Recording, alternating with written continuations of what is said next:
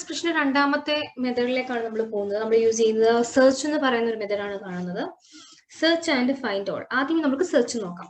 So import ചെയ്യുന്നു RE, ഒരു variable name create ചെയ്യുന്നു പാറ്റേൺ എന്ന് പറഞ്ഞ്.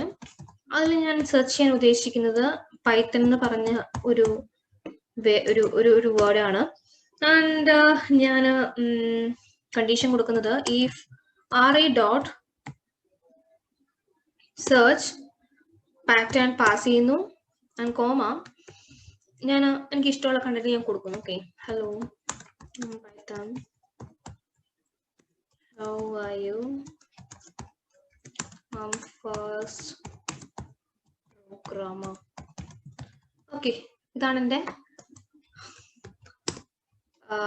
സെർച്ചിനകത്തുള്ള കണ്ടന്റ്. ഞാൻ വന്നിട്ട് ഇനി പ്രിന്റിനകത്ത്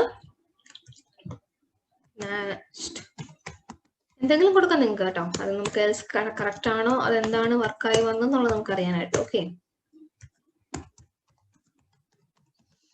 ഫൈൻ.